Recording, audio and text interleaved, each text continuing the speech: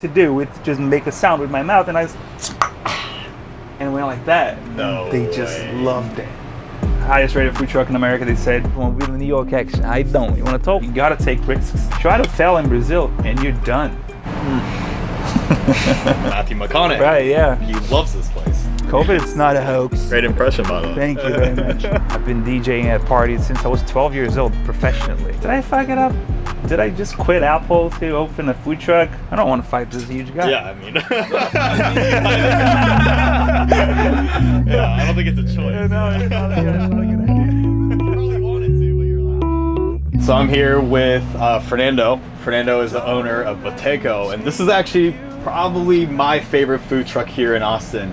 So tell us a little bit about the restaurant and kind of what you do. Yeah, my name is Fernando. I own Boteco Food Truck. It's a Brazilian truck here on the east side. We've been doing Brazilian street food for the past 5 years, and it's gonna be a good time to talk about the story of the truck.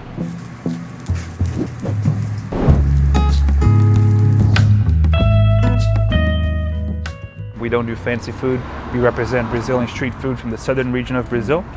I'm not trying to create a little sauce to go over your plate and make you feel fancy. No, it's about fresh ingredients, cooked properly at the right time, quickly and fresh. It's an interesting concept because I feel like a lot of like Brazilian food that we think about is like, or at least for me and a lot of Americans, it's fogo. like fogo de chão or something. You think like we're that. millionaires in Brazil, or we eat like that every everyone day? eats like this every single day. Yeah. The difference between like home cooking and what you get at like a restaurant is like the soul that you put behind it, right? Yeah. And I think street food falls into that category.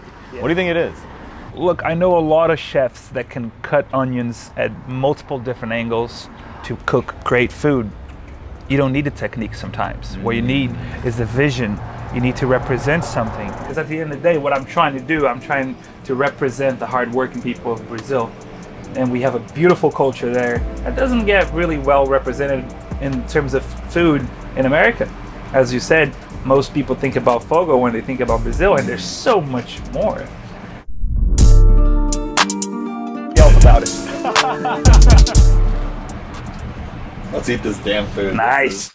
So I've been here for 5 years. You would imagine that I get sick sometimes from eating my own food all the time. I'm tempted to eat one of these every single day. I love these things. These are the best ones. Oh, it's called coxinha. Okay. It's a chicken croquette, There it is. All right. and it's homemade. We make everything in house.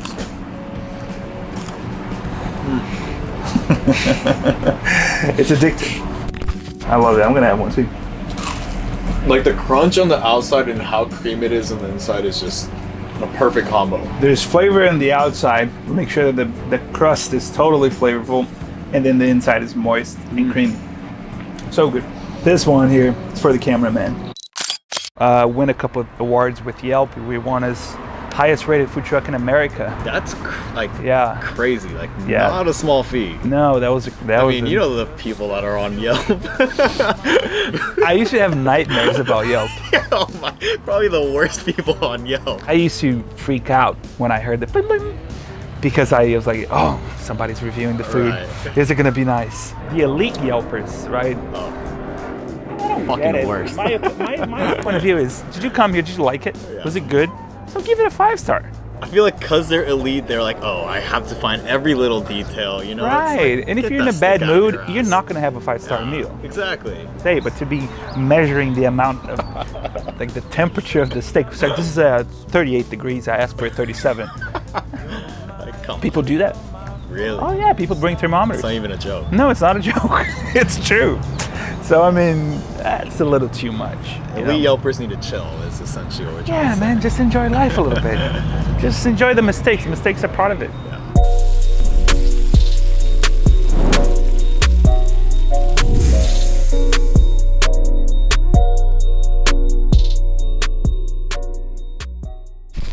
How do you and Yago know each other? This is my best friend from childhood. He used to drive me from party to party when I was a DJ. 12-year-old DJ. Exactly, he had a license. And I didn't have a license, and we had to go from club to club, and so he was the driver. Funny enough, he had a restaurant in Brazil called Texas Steakhouse. Yeah. Really? Yeah. And then And then he eventually closed it down there and then moved to Texas to work at a Brazilian place. So from Texas to Boteco, from Brazil to Texas. Yeah. And never had a fight. No. Never. No even in this tight little Really? small truck. Yeah. Yeah, man. I don't want to fight this huge guy. Yeah, I mean. But why did we get to the top of Yelp? There's a psychological part of it, and it's a human interaction thing. People in America, in general, there's a lack of genuine interaction between human beings in America. See that overseas a lot more free flow, and people just kind of hang out without that pressure. That was kind of the idea of like, I'm being super nice to you, but I'm just being who I am. Right, and it's not like fake. Right. Fake. I do want your review. Of course. But it's not fake. I would still be nice to you if you told me that you were not a Yelper. I would actually be nicer to you. In fact, I would like you even more. Right. But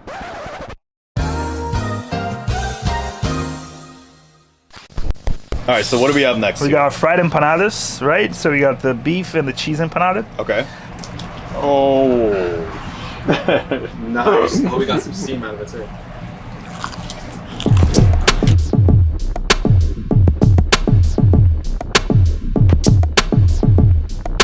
Holy fuck.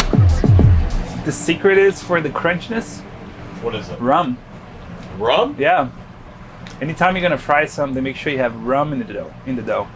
And you also drink it too while you're cooking Absolutely, it too. yeah. That's also the secret. Yeah. Guy Fieri made that same joke. He did? He did, Oh, yeah. god damn it. I'm gonna cut that out then. Or just get. Possible to eat these types of food like cleanly? Like an empanada? It shouldn't be clean. It If it's shouldn't be there's clean, something right? wrong, Then yeah. you're a little... Yeah, You want it to get on your shoes. It's how I you're want it supposed to. everywhere, right? Yes. Yeah, so after we got that award from Yelp, right? Highest rated food truck in America, they said. So CocaCola sends an email the next day saying that they wanted to record their international commercial at the truck. That's fucking Oh, that's crazy. great. Yeah, that's crazy. There's an audition in Austin for 500 actors. And this guy comes up, the director of the Coca-Cola commercial, which happens to be nominated for an Oscar. Didn't know. This guy's huge, works with Beyonce.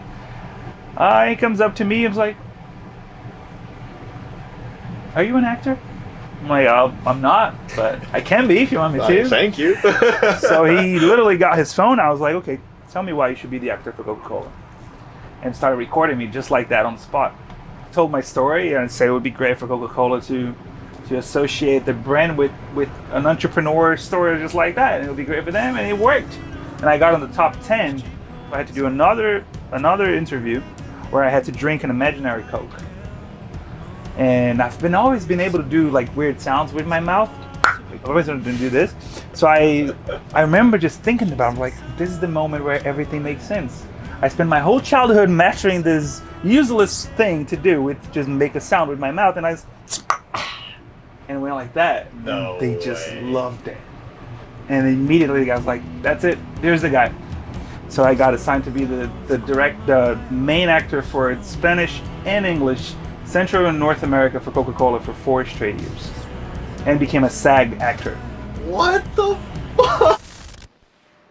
Than baked empanadas. No. Fried. Eat this with a Coke. And have a Coke. Now that's what I'm talking about.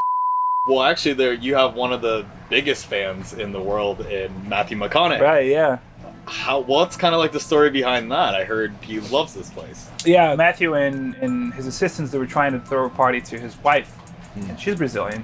They came in here, asked for a to-go order of everything because they wanted to see what chef they wanted to have at their birthday party. So they eventually called us back to bring the truck there, and we started the friendship ever since. So they're great people, man. They really helped out this business.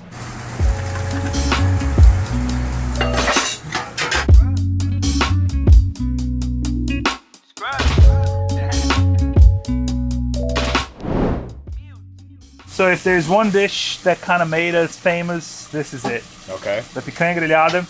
It's honestly, in Brazil we call this a PF, prato feito. That means like it's the meal of the day. Okay. Picanha steak, right in the middle here with some caramelized onions that are caramelizing the juices of the steak. So is this a street food that's like nationally known, or is it more like a local thing in the region that you grew up in?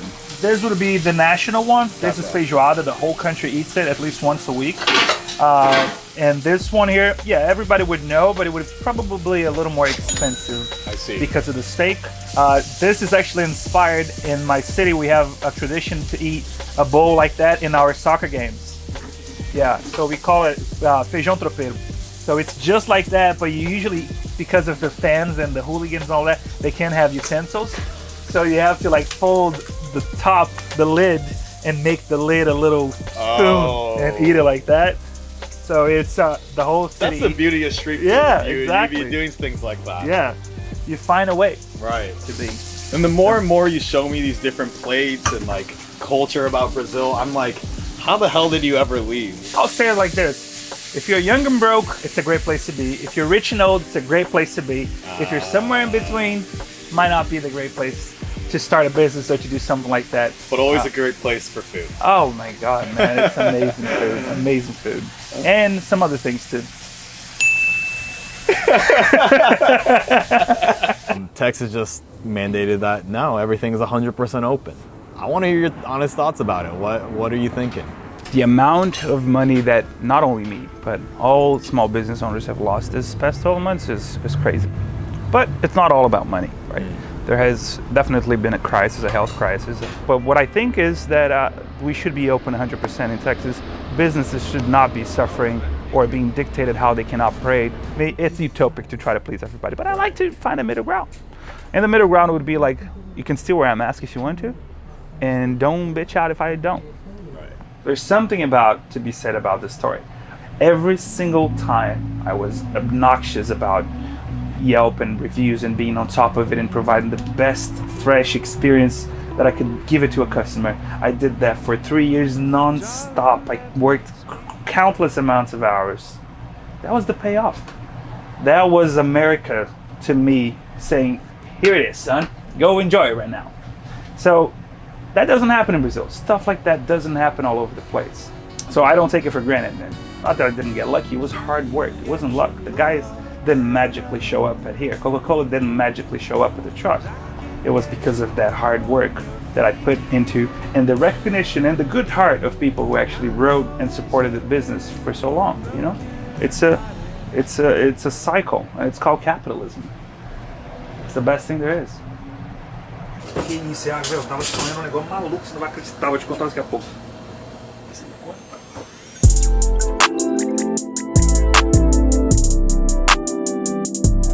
Right, and you hear that a lot here. Yeah. Oh, that was so awkward.